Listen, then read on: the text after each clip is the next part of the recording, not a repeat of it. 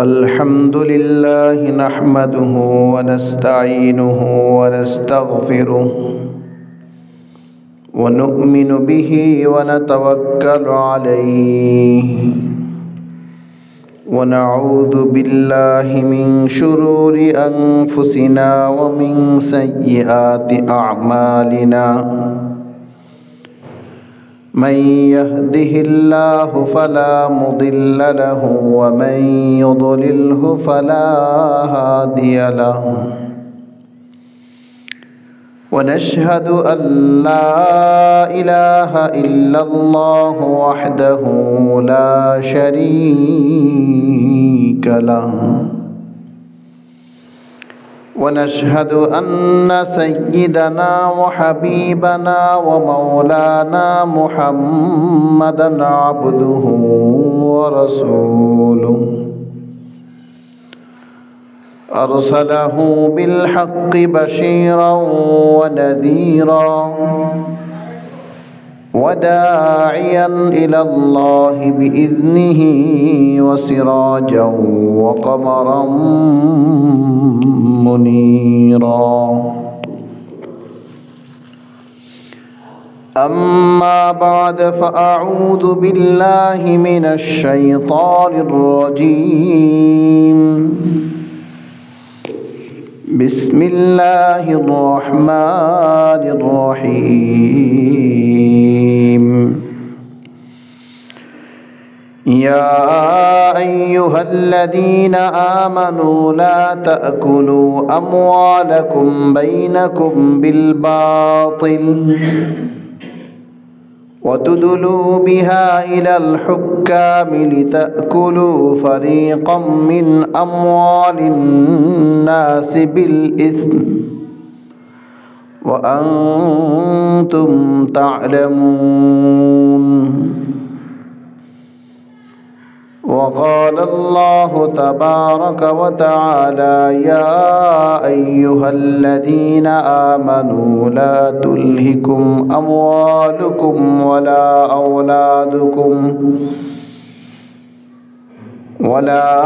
أولادكم عن ذكر الله ومن يفعل ذلك فأولئك هم الخاسرون اللهم صل على محمد وعلى آل محمد كما صليت على إبراهيم وعلى آل إبراهيم إنك حميد مجيد اللهم بارك على محمد وعلى آل محمد كما باركت على إبراهيم وعلى آل إبراهيم إنك حميد مجيد ربي زدني علما رب اشرح لي صدري ويسر لي أمري واحلل عقدة من لساني يفقه قولي وبك نستعين يا فتاح سبحانك لا علم لنا إلا ما علمتنا إنك أنت العليم الحكيم محترم মুসল্লিন কিরাম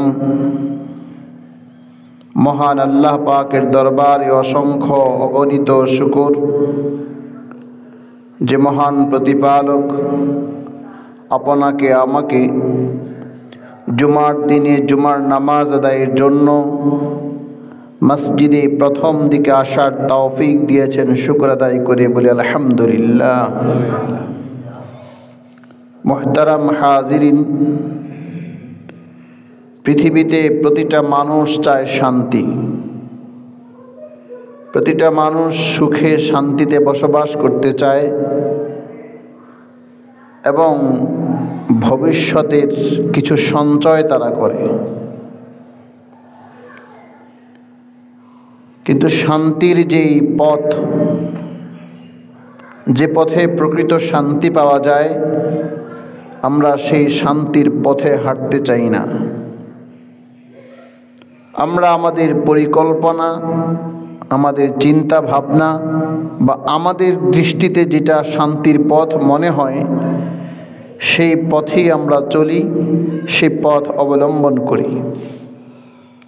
প্রকৃত শান্তি যেহেতু মহান আল্লাহ পাক রব্বুল আলামিন আমাদেরকে বানিয়েছেন, গোটা জগৎকে তিনি বানিয়েছেন, এই জগতের মাঝে যা কিছু আছে সব কিছুর একচ্ছত্র স্রষ্টা এবং মালিক যেহেতু আল্লাহ, সে আল্লাহ পাক রব্বুল আলামিনই জানেন কোন প্রাণীর শান্তি কোন জায়গাতে আছে।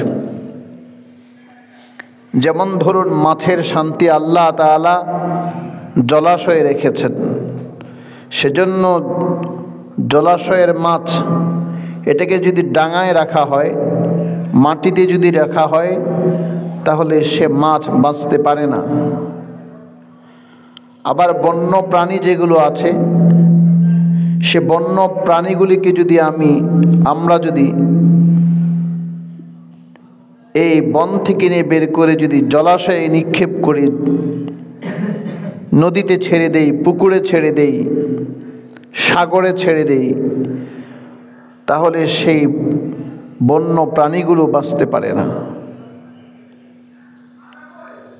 ঠিক তেমনি ভাবে যে মানুষ, আল্লাহ পাক রব্বুল আলামিন মানুষকে বানিয়েছেন, মানুষকে সৃষ্টি করেছেন, এ মানুষের জন্য কোনটা সুখ এবং কোনটা দুঃখ, কোন পথে চললে মানুষ শান্তি পাবে, সুখী হবে, সমৃদ্ধশালী হবে, এটা আল্লাহই নির্ধারণ করে দিয়েছেন।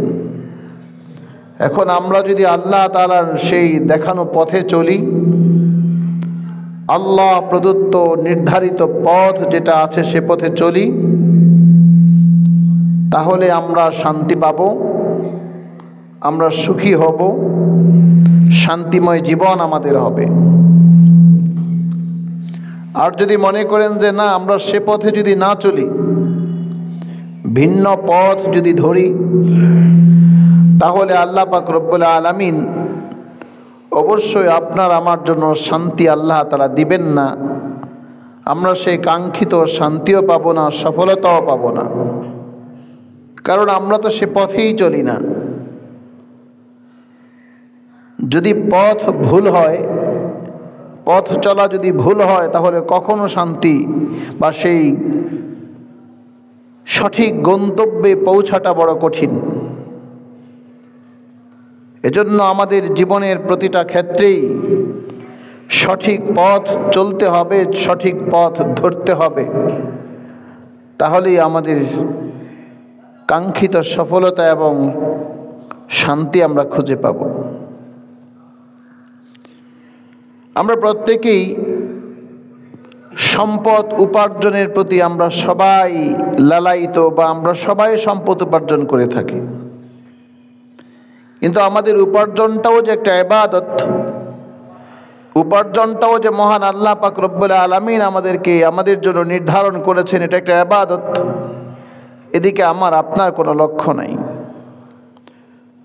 আমরা মনে করছি উপার্জন করছি, এটাই শুধু আমাদের জন্য একটা শান্তি বয়ে আনবে, আমাদের ভবিষ্যতে যখন আমরা সমস্যায় পড়ব তখন এই সম্পদ আমাদেরকে রক্ষা করবে। এজন্য আল্লাহ পাক রব্বুল আলামিন বলেন, ইয়া আইয়ুহাল্লাযীনা আমানু লা তুলহিকুম আমওয়ালুকুম, ইয়া আইয়ুহাল্লাযীনা আমানু লা তুলহিকুম আমওয়ালুকুম ওয়ালা আওলাদুকুম আন যিকরিল্লাহ। আল্লাহ পাক রব্বুল আলামিন বলেন, তোমরা যে সম্পদ উপার্জনের পিছনে পড়েছ, যে সম্পদের পেছনে পড়েছে, সম্পদ যেন তোমাদেরকে আল্লাহ তাআলার জিকির, আল্লাহ তাআলার স্মরণ থেকে তোমাদেরকে গাফেল করে না রাখে, উদাসীন করে না রাখে। কিন্তু মুহতারাম হাজিরিন, আজকে দুঃখজনক হলেও এটা একেবারেই সত্য কথা যে আমরা উপার্জনের প্রতি এত বেশি মনোনিবেশ করেছি, এত বেশি মনোযোগ আমরা হয়েছি, এত বেশি মনোযোগী আমরা, যেখানে আল্লাহ পাকের বিধানকে আমরা তোয়াক্কা করি না। এটা আল্লাহ পাকের আদেশ নিষেধ, আল্লাহ কি বলেছেন, ইসলাম কতটা সমর্থন করে, এদিকে আমরা কেউ আমাদের কোনো খেয়ালই নাই, শুধু কামাও আর কামাও। আর এই সব কিছু করছি কেন? নিজে একটু ভালো থাকার জন্য, পরিবারকে ভালো রাখার জন্য, প্রজন্মকে ভালো কিছু দিয়ে যাওয়ার জন্য। কিন্তু আমরা যা করছি, যে উপার্জনটা হচ্ছে, এটা কি হালাল, এটা কি বৈধ, এটা আমার প্রজন্মের জন্য সুখ বয়ে আনবে, আমার পরিবারের জন্য কল্যাণ বয়ে আনবে, আমার জন্য কি কল্যাণ বয়ে আনবে? একটাবারও আমরা প্রশ্ন করি না, ভাবার চিন্তাও সে ভাবনাটুকু আমাদের ভেতরে নেই। আমরা যেই পেশায় নিয়োজিত আছি, প্রত্যেকে যদি আপন আপন পেশায় আল্লাহ তাআলাকে যদি স্মরণ রাখতো, আল্লাহ তাআলাকে যদি মনে রাখতো, সম্পদ অর্জনের ক্ষেত্রে যদি আল্লাহ তাআলার সন্তুষ্টি কামনা করতাম, তাহলে আমাদের সম্পদও বৈধ হইত, দেশের দুর্নীতি অপরাধ শতভাগ কমে যাইত, একেবারে শতভাগ কমে যাইত। শুধু প্রতিটা একটা মানুষ তার উপার্জনটা অবৈধ পথে উপার্জন করে, আবার সে নামাজও পড়ে, তার নামাজ তাকে অবৈধ উপার্জন থেকে বিরত রাখতে পারে না, তার নামাজ তার ভেতরের এতটুকু চেতনা জাগ্রত করে না যে আমাকে অবৈধ উপার্জন বন্ধ করতে হবে। তাহলে এই নামাজ তাকে আল্লাহর প্রতি কতটা শরণাপন্ন সে হচ্ছে। উপার্জনটাও একটা ইবাদত। আল্লাহ পাক রব্বুল আলামিন তো এভাবে বলছেন, ফাইদা কুদিয়াতিস সালাতু ফান্তাশিরু ফিল আরদি ফাইদা কুদিয়াতিস সালাতু ফান্তাশিরু ফিল আরদি ওয়াবতাগু মিন ফাদলিল্লাহ। নামাজ যখন শেষ হয়ে যায়, ফাইদা কুদিয়াতিস সালাত, নামাজ যখন শেষ হয়, ফান্তাশিরু ফিল আরদ, জমিনে ছড়িয়ে পড়ো, জমিনে বিচরণ করো, ওয়াবতাগু মিন ফাদলিল্লাহ, তুমি খোঁজো কোথায় আল্লাহ তাআলার করুণা আছে। আমাকে উপার্জনের জন্য বেরিয়ে যেতে বলা হয়েছে, নামাজ আদায় করে মসজিদে বসে থাকার কথা বলা হয়নি। আমাকে তো নামাজ শেষ করেই বের হতে বলা হয়েছে। তুমি ছড়িয়ে পড়ো পৃথিবীতে, তুমি অন্বেষণ করো, অনুসন্ধান করো, কোথায় আল্লাহ পাকের করুণা আছে, কোথায় আল্লাহ পাকের দয়া আছে, খুঁজো। এই আয়াত তো আমাকে উপার্জনের প্রতি ধাবিত করে, উপার্জনে উৎসাহ প্রদান করে। কিন্তু আমার নামাজ শেষে তো আমি যে প্রবেশ করলাম মসজিদে, আবার মসজিদ থেকে বের হওয়ার সময় আল্লাহুম্মা ইন্নী আসআলুকা মিন ফাদলিক, প্রবেশ করার সময় বলছে আল্লাহুম্মা ইফতাহলি আবওয়াবা রাহমাতিক, আল্লাহ তোমার যত দয়ার ফটক আছে প্রত্যেকটা ফটক তুমি খুলে দাও, তোমার দয়ার দরজাগুলিকে আমার জন্য উন্মুক্ত করে দাও, আমি তোমার কাছে দয়া চাই। এটা বলেই তো আমি মসজিদে প্রবেশ করলাম।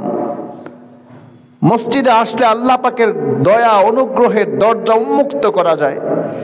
আল্লাহর কাছে এটাই চাওয়া হয়, আল্লাহুম্মা ইফতাহলি আবওয়াবা রাহমাতিক, হে আল্লাহ আমার জন্য তুমি তোমার সমস্ত ফটকগুলি খুলে দাও, রহমতের দরজাগুলিকে উন্মুক্ত করে দাও। আবার যখন আমরা মসজিদ থেকে বের হই তখনও পড়ি আল্লাহুম্মা ইন্নী আসআলুকা মিন ফাদলিক, আমি এবার তোমার রহমতের দরজা থেকে, তোমার দরজা খোলার দোয়া প্রার্থনা করে আমি মসজিদ থেকে বের হচ্ছি। এবার তোমার কাছে আমি চাই করুণা, আমি চাই তোমার অনুগ্রহ। যেখানে তুমি আমার রিজিক ছড়িয়ে ছিটিয়ে রেখেছ ওই স্থানে আমাকে পৌঁছার তৌফিক দাও, আমি সেখানেই যেতে চাই। নামাজ আদায়ের পরে তো আমাকে এভাবেই বলা হয়েছে, তুমি ছড়ায়া পড়ো ভূপৃষ্ঠে, যাতে তোমার করুণা, আল্লাহ যে করুণা তোমাকে দিয়েছে সেটা যেন তুমি খুঁজে বের করতে পারো। একজন নামাজের উপার্জন তো শুদ্ধ হওয়ার কথা।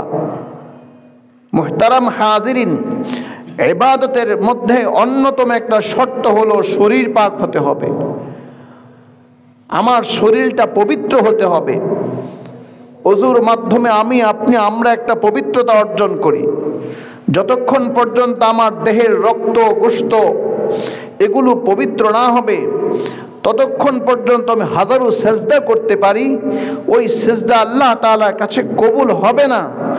যতই আপনি সেজদা করি, রুকু করি, যাই কিছু করি না কেন, কখনো সেই সেজদা কবুল হবে কিনা একটু ভেবে দেখুন। যদি আমার উপার্জনটা হালাল না হয়, আমি যে খাদ্য খেয়েছি এটা কি হালাল? হ্যাঁ বলবেন, আপনি গোশত খেয়েছেন, আপনি ভাত খেয়েছেন, সবজি খেয়েছেন। প্রশ্ন করবেন, হুজুর এই সবজি কি হারাম, ভাত কি হারাম, গোশত কি হারাম? কিন্তু যেই অর্থ দিয়ে উপার্জিত সম্পদ, যে টাকা দিয়ে আপনি চাল ডাল সবজি গোশত ক্রয় করেছেন, সেই উপার্জিত অর্থটাকে হালাল কিনা একটু প্রশ্ন করুন। ইস্তাফতি নাফসাক, নিজেকে নিজে প্রশ্ন করে দেখুন এই উপার্জিত সম্পদটা হালাল কিনা। আল্লাহ তাআলা তো বলেন, ইয়া আইয়ুহাল্লাযীনা আমানু কুলু মিম্মা রাযাকনাকুম হালালান তাইয়্যিবা।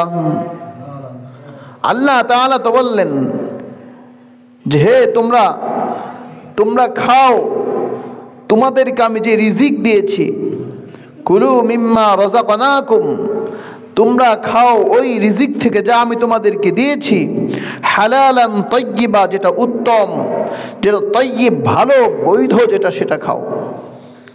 আজকে আমাদের উপার্জনটা কতটা হালাল আছে? ব্যবসায়ীদের উপার্জন কতটা হালাল, চাকরিজীবীদের উপার্জন কতটা হালাল, শিক্ষকের উপার্জন কতটা হালাল, ঠিক সেভাবে প্রতিটা শ্রেণী পেশার মানুষের উপার্জনটা হালাল কিনা। শুধু আমাদের অশান্তির অন্যতম একটা কারণ হচ্ছে আমাদের উপার্জনটা হারাম। উপার্জন যদি হারাম হয়, তাহলে কখনো মানুষের মাঝে যদি হারাম উপার্জনের প্রবণতা থাকে, সেই সমাজ কোনো দিন উন্নত হতে পারে না, সে পরিবার কখনো উন্নত হতে পারে না। উন্নত হওয়ার কোনো লক্ষণ নাই, কোনো সম্ভাবনাই নেই, কারণ সে তো হারামের পথ ধরেছে। হারাম কখনো মানুষকে শান্তি দিতে পারে না। হারামের মাঝে কোনো আরাম নাই। হারাম শুধু ধ্বংসই ডেকে আনে, হারাম শুধু ধ্বংসের দিকেই মানুষকে ধাবিত করে। এখন আমরা সে হারামের ব্যাপারে কতটা সচেতন? কারণ আল্লাহ পাক রব্বুল আলামিন তো বলছেন, ইয়া আইয়ুহাল্লাযীনা আমানু লা তুলহিকুম আমওয়ালুকুম, ইয়া আইয়ুহাল্লাযীনা আমানু লা তুলহিকুম আমওয়ালুকুম ওয়ালা আওলাদুকুম আন যিকরিল্লাহ। আল্লাহ বলছেন, তোমার এই সম্পদ আর তোমার প্রজন্ম যেন তোমাকে আল্লাহ তাআলার থেকে দূরে সরিয়ে না রাখে, তোমাকে যেন গাফেল করে না দেয়। আল্লাহ তাআলার স্মরণ থেকে যেন আমাকে আপনাকে গাফেল না করে, আল্লাহ তাআলার স্মরণ থেকে আমাকে আপনাকে যেন উদাসীন না করে।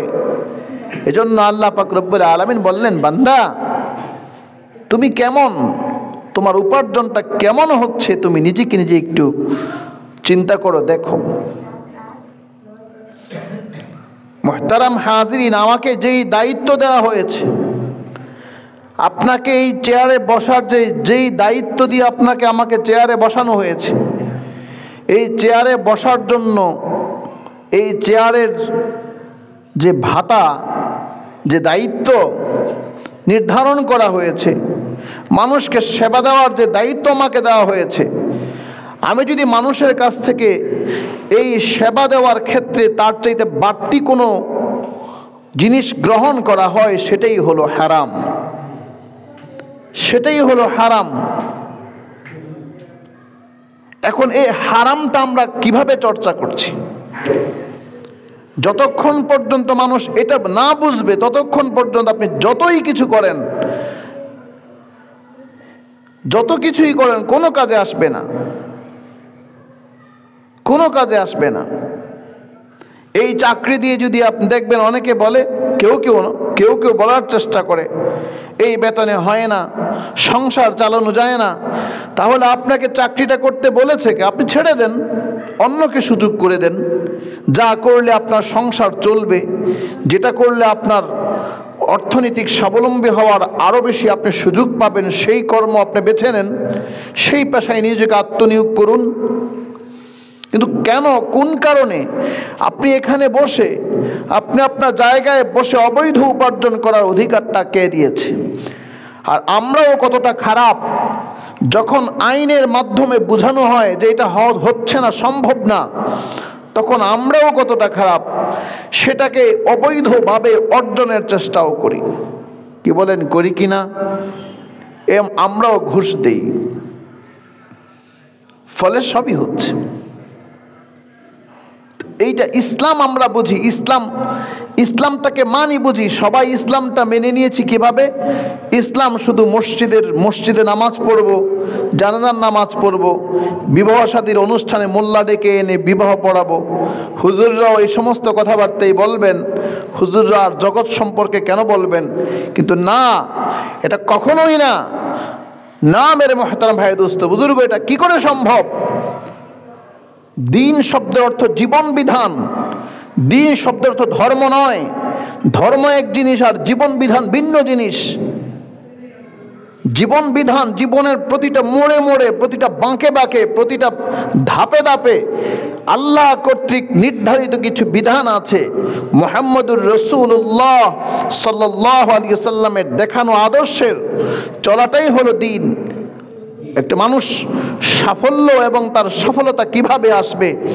তখনই আসবে যখন ওই মানুষটা আল্লাহ পাকের বিধান মেনে রাসূল সাল্লাল্লাহু আলাইহি ওয়াসাল্লামের সুন্নাহ মোতাবেক চলবে। একজন ব্যবসায়ীকে হালাল ব্যবসা তাকে করতে হবে। ব্যবসার পণ্যের গুণগত মান ঠিক রেখে, লভ্যাংশ লাভটা কম করে, মুনাফা কম উপার্জনের জন্য একটা মানুষ যদি সঠিকভাবে ব্যবসা করে, একটা মানুষ যদি মানুষকে পণ্যের গুণগত মান ঠিক রেখে অল্প লাভে সে যদি পণ্য সরবরাহ করে, এটাও আল্লাহ রাসূল সাল্লাল্লাহু আলাইহি ওয়াসাল্লাম বলছেন, আত-তাজিরুস সাদুকুল আমিন মা সিদ্দিকিন ওয়াশ শুহাদা ওয়াস সালিহিন।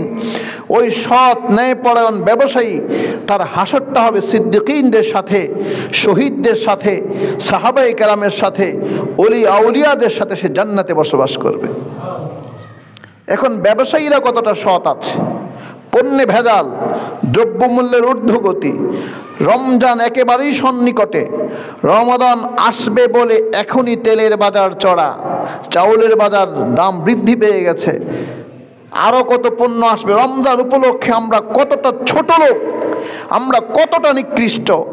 আসন্ন রমাদানকে উপলক্ষ করে আমাদের পণ্যের মূল্য বৃদ্ধি করে দেওয়া হয়, অথচ বিশ্বের অমুসলিম দেশগুলো পর্যন্ত রমাদানকে কেন্দ্র করে তারা তাদের পণ্যের দ্রব্যমূল্যকে কমিয়ে দেয়, আর আমরা মুসলিমরা শুধু বাড়িয়ে দিই। আমরা আবার মুসলমান,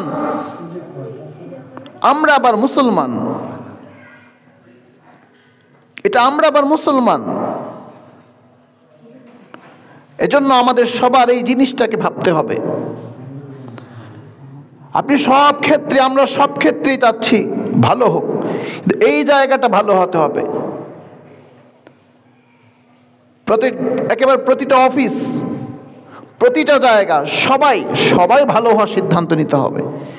শিক্ষা প্রতিষ্ঠান সহ ফর্ম ফিল আপ করতে গেলে টাকা লাগে, ঠিক আছে, সরকারি যে ফিটা আছে সেটা নেন, অতিরিক্তটা কেন নেওয়া হবে? অতিরিক্তটা কেন নিতে হবে? আপনি জমিটা দলিল করতে যাচ্ছেন, আপনি কি একটাবার চিন্তা করেছেন, আপনি যখন জমিনটা দলিল করেন, আপনি বিক্রেতাকে টাকা দিয়েছেন একটা, সরকারি ভ্যাট ফাঁকি দেওয়ার জন্য, সরকারি ফান্ডের টাকা ফাঁকি দেওয়ার জন্য দলিলে উঠাচ্ছেন আরেকটা। আপনার প্রজন্মের জন্য ভেজাল সম্পদটা আপনার একেবারে লিখে, তার জন্য একটা আপনি নিজেই বাটপারি করে সরকারি টাকাটা ফাঁকি দেওয়ার জন্য সন্তানকে ভেজাল। আপনি বলবেন, হুজুর আমাদের দুজনের মধ্যে তো এটা সম্মতিতে হয়েছে। আপনি সম্মতিতে কি করেছেন? রাষ্ট্র এই টাকা দিয়ে কি করে? জনগণের সেবা করে। এই কেনাবেচার মাঝখানে যে রাষ্ট্রের নাগরিকদের একটা অধিকার রয়েছে, এই অধিকারটাকে আমি আপনি চুরি করে ফাঁকি দিয়ে শেষ করে দিলাম। এমনটা হচ্ছে কিনা বলুন? হয় কিনা? বহুত হচ্ছে, এমন বহুত হয়। এগুলি সব আমাদের সমাজ মেনে নেয়। জমির খারিজ করতে গেলে খারিজের যে একটা ফি, সরকারি ফি, সেটা দেওয়া হোক, তার চেয়ে অতিরিক্ত কেন দিতে হবে? কেন দিতে হবে? আমি কেন দেব তাকে? আর সেই মানুষটা এতটা নিকৃষ্ট কেন হবে? তাকে সরকার কর্তৃক যে, গভর্নমেন্ট কর্তৃক যে নির্ধারিত বেতন তাকে দেওয়া হয়েছে, এটাই তো তার, সে বাড়তি ইনকাম তার এখান থেকে লাগবে। একটা বারকে চিন্তা করা হয়েছে যে আমার এই অতিরিক্ত টাকাটাই আমার জন্য হারাম, আমার সন্তানের জন্য হারাম, আমার প্রজন্মের জন্য হারাম। এই হারাম জিনিসটাই তো আমাদের সকলকে জ্বালিয়ে পুড়িয়ে ছাই করে দিয়েছে। আমরা বাঁচার চেষ্টা করছি না। এইভাবে শুধু আমি একটা না, আমি কিন্তু মোটা দাগে কথাগুলো বলছি। আমি সবসময় আমার কথাগুলিকে ব্যাপকভাবে বলি, সবার জন্য বলি। আমিও যখন মাহফিলে ওয়াজ করি, এত মাহফিল আমাকে কেন করতে হবে যে আমার জন্য, আমাকে হাদিয়া দেওয়ার জন্য ভিক্ষুকের মতো পোলাপানগুলো রাস্তায় টাকা উঠাবে, বাজারে ঘুরে ঘুরে ছোট ছোট বাচ্চারা এরকম টাকা উঠাবে, আমাকে মোটা অঙ্কের টাকা হাদিয়া দিতে হবে? এটা কেন হবে? এগুলো কে কাকে বুঝাবে বলেন? এই জন্য মোটা দাগে আল্লাহ বলছেন, ইয়া আইয়ুহাল্লাযীনা আমানু লা তুলহিকুম আমওয়ালুকুম, এই সম্পদ তোমাকে যেন আল্লাহর থেকে বিমুখ না করে। শুধু নামাজ পড়লাম না মেরে মুহতারাম, এটা সস্তা না। আপনি ইসলামটাকে যদি ভাবেন এটা নামাজ, রোজা, হজ, যাকাত আর হুজুর যারা আছে তারাই মানবে, না। আমার জন্য যেমন অবৈধ উপার্জন হারাম, আপনার জন্য অবৈধ উপার্জন হারাম। আপনি যেমন সুদ খাওয়া নাজায়েজ, আমার জন্য সুদ খাওয়া নাজায়েজ।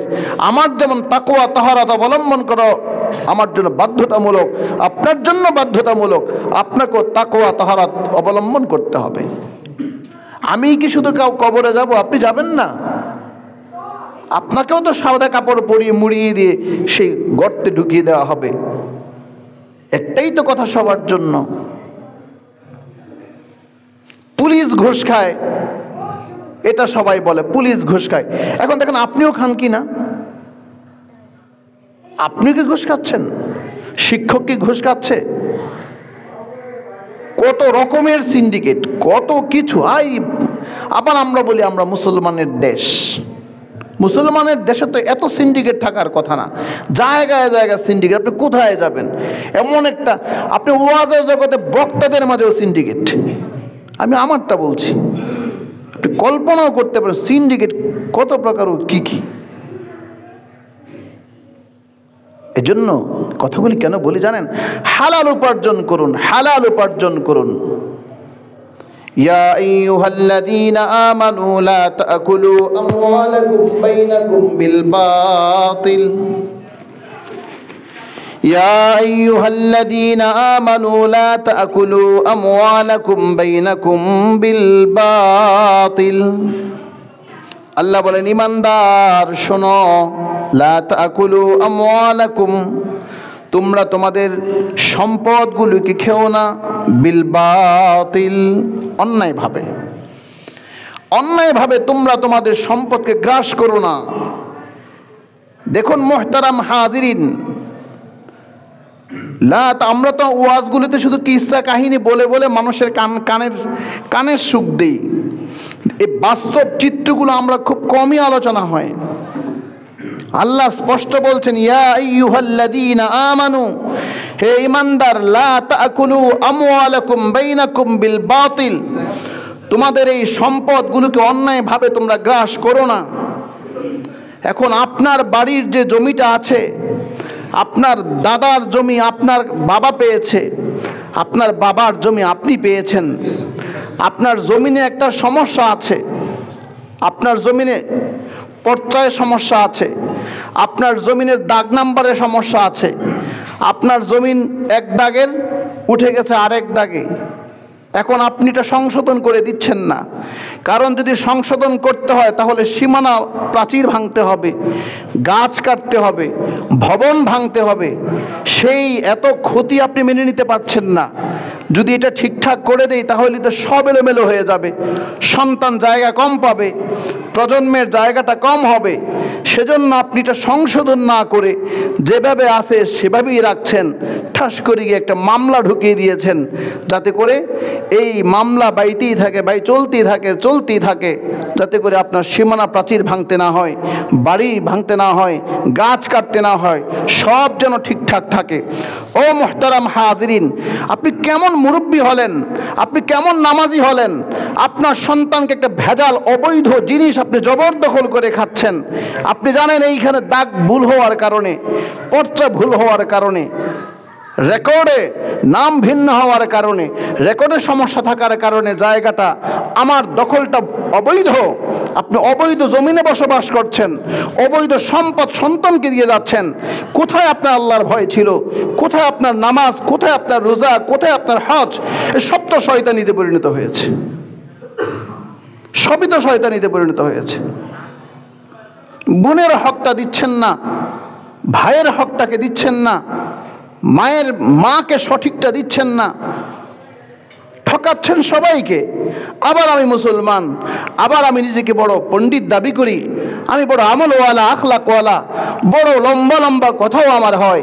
কিন্তু আল্লাহ যে স্পষ্ট বললেন, লা তাকুলু আমওয়ালাকুম বাইনাকুম বিল বাতিল, অন্যায়ভাবে তুমি শিক্ষক তোমার শিক্ষার্থীর কাছ থেকে টাকা নিতে পারবে না, তুমি হুজুর তুমিও টাকা নিতে পারবে না। তুমি যেই হও না কেন, যত বড় ক্ষমতাধর তুমি হও, যত ক্ষমতাধর তুমি হও না কেন, তুমি তো মানুষের কাছ থেকে অবৈধভাবে কোনো কিছুই গ্রহণ করার অধিকার তোমাকে দেওয়া হয় নাই। এই নীতি, এই আদর্শ যদি আমাদের মাঝে থাকতো তাহলে মুহতারাম হাজরিন, দেশের সকল দুর্নীতিবাজ এবং এই যে রাঘব বোয়াল যারা আছে সবাই ফকিরে পরিণত হইত, সব সোজা হয়ে যাইত। এই নীতি আদর্শ আমাদের মাঝে নাই। এজন্য মানুষ ইসলামটা মুখে বলে ভালোবাসি, তারা ইসলামের বাস্তবায়ন চায় না। এজন্য ওই ফাঁকিবাজ, দুর্নীতিবাজ, ওই সমস্ত অর্থ লুটেরা তারা খুব ভালো করে জানে ইসলামকে যদি ইস্টাবলিশ করা হয়, ইসলামকে যদি প্রয়োগ করা হয়, তাহলে তা আমাদের আর ভাত খাওয়া হবে না, আমাদের পস্তাতে হবে, আমরা ব্যর্থ হব, আমাদের চুরি বন্ধ হবে, আমাদের ডাকাতি বন্ধ হবে, আমাদের লুট বন্ধ হবে, সব কিছু থেমে যাবে। কিন্তু সবাই শান্তি চাই। শান্তির জন্য যদি তাও শান্তিনগরে গিয়ে বাড়ি করেন, সেখানেও তো শান্তি নাই। কোরআনের এই বিধানটা যদি মানতাম, ভূমি অফিসের অনেক কাজ কমে যেত, আদালতের অনেক মামলা কমে যেত, অনেক মামলা কমে যেত। প্রতিবেশীকে জায়গায় দেয় না, প্রতিবেশীর হক নষ্ট করি, কত কিছু বলেন। আল্লাহ বলছেন ওয়াতুদুলু বিহা ইলাল হুক্কামি, সম্পদ তো গ্রাস করে আবার একটা মামলা ঢুকিয়ে দেয় বা কান ভারী করে প্ররোচনা দেয়, একটা মামলা করে বসো, যাতে করে জমির পেঁচটা না ভাঙে। মাতাব্বরের কাছে যায়, মাতাব্বরকে এক গ্রুপ গিয়ে দিয়ে আসে কিছু টাকা, আরেক গ্রুপ গিয়ে বেশি টাকা দিয়ে আসে।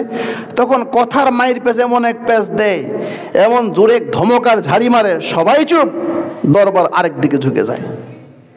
এই সমাজ কতটা কদাচার, কতটা নির্মম, আর কত কি বলবো সেই শব্দগুলো এখন আর, কতটা খারাপ সমাজ হচ্ছে। এখন আপনি সংস্কার কোনটাকে করবেন, কোনটাকে ধরবেন? এখন প্রথমত আমাকে আপনাকে ভালো হতে হবে। আপনি সিদ্ধান্ত নেন আপনার সন্তানের জন্য আপনি যে বাড়ি করছেন, যে গাড়ি করছেন, আমি কেমন বাবা যে আমার সন্তানকে হারাম টাকা দিয়ে যেত? এত ছোট লোক মানুষ হতে পারে? আপনি জানেন যে এই টাকাটা নেওয়া আমার জন্য হারাম, এই অবৈধ টাকাটা নেওয়াটা হারাম, আমি কেন নেব? বাথরুমের একেবারে আমরা যে আমাদের কি বলে এটা বর্জ্য, আমাদের যেগুলি আমরা বের করি না, আর ওই শব্দ আমি জানি, এটা বলি না কেন,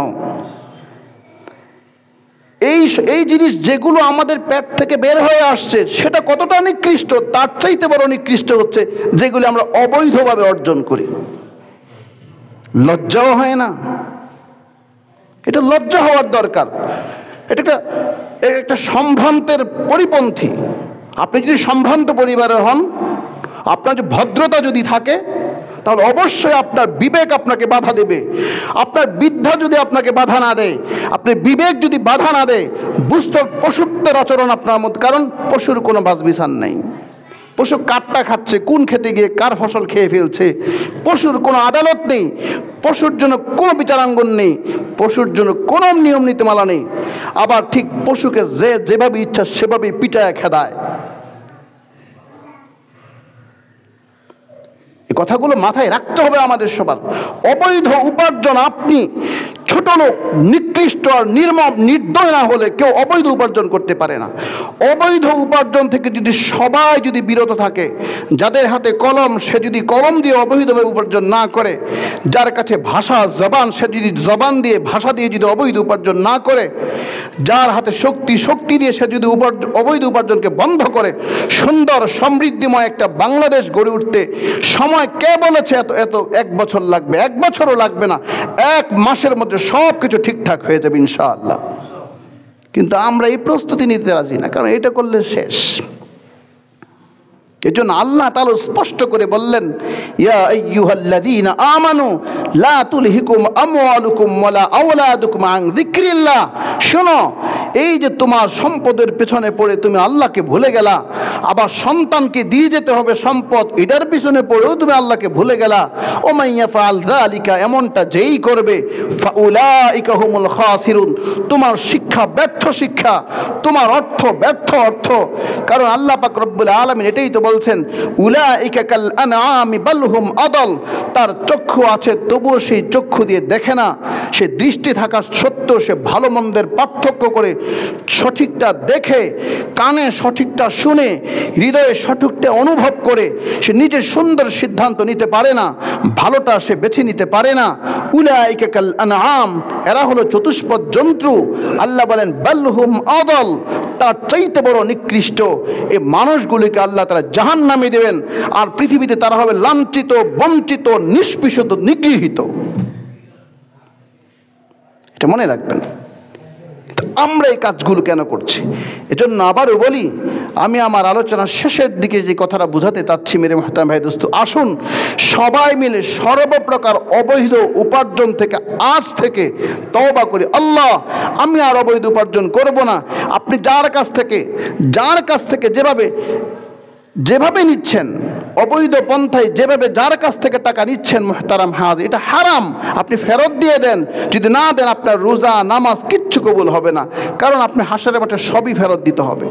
আল্লাহ তাআলা আমাদের সকলকে কথাগুলো বুঝার, এই সমস্ত অবৈধ উপার্জন থেকে নিজেকে বিরত রেখে বৈধ উপার্জনে নিবেদিত হয়ে সন্তানকে হালালটা দিয়ে যাওয়ার তৌফিক দান করুন। কবলাল জুমা 4 রাকাত সুন্নাত যারা পড়েনি